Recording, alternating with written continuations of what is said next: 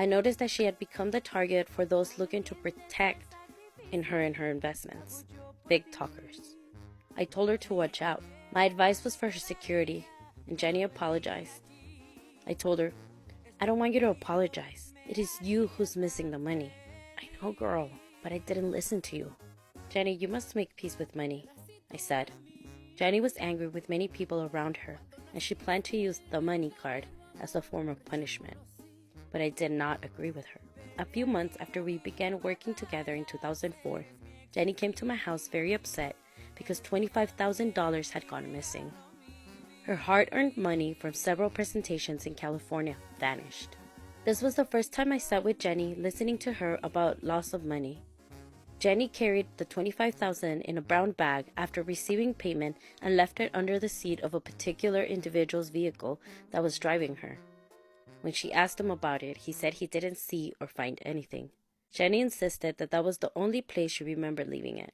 Many years went by before the driver of the vehicle came forward to return the paper bag with the cash. Jenni was not making much money when this happened, so it was a big hit to her finances when the money disappeared.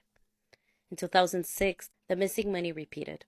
A guy Jenni hired to drive her kids to and from school and to assist in house chores took thousands of dollars from her safe. In 2007, an acquaintance of one of her kids was stealing from her safe. He knew the schedule of her kids, and when she was gone, he found his way to the safe. He would take chunks of cash, $10,000 to $20,000 bundles per hit. It amounted a little over $250,000. In 2009, she called me upset because the deposit money that her daughter was taking to the bank was stolen from the trunk of her vehicle at the gym, and she stopped to work out before going to the bank. Jenni was telling me more money was missing from her safe now at her new home, notwithstanding all the surveillance cameras installed, reminded me that it was not the first time that I had sat with Jenni to discuss missing money and the precautions she had needed to take. Why does everything always happen to me, Laura? I told her, Jenni, we have to watch out who really has our best interest in mind. Maybe it's that lesson you need to learn. Those were those who helped plant the tree and those who just come and rip off the fruits, I told her. God has opened a gateway of abundance to you, and you're not careful enough to put all that good to use. I'd see her come in with piles of cash, perhaps because her career was moving too fast. She never got a grasp of all the money that she was making. It took a while for Jenni to understand that she had more than enough and was deserving of buying herself the best. Jenni had a hard time spending on herself.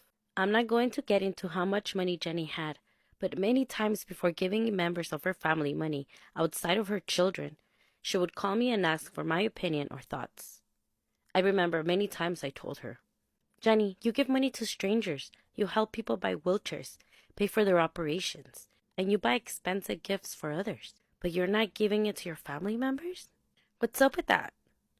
Jenni would tell me, I don't want them to get used to handouts, or I give my 10% to the church. That was not my point. Money is a blessing, but it was also a curse for those who can be peaceful, balanced, and grateful about having it. In those last months of her life, every time I spoke to her, she was making decisions involving money. So maybe it's apparent that I think maybe my dream had some reality in it. I sat there in the days, watching the news, and many speculations about Jenni and the missing plane. I thought for the time in 2009 that I had received a telephone call from Univision. They were going to run a report that Don Pedro was in financial problems and that Jenni was not willing to help him. I was asked, why would Jenni not help her father? We know she's making good money per presentation. The call came from a top executive at the network, Mario Ruiz, the VP of talent. He had helped me many times before with positioning Jenni at events and awards shows. I felt embarrassed and sad, as if he was referring to my father that I was leaving out in the cold.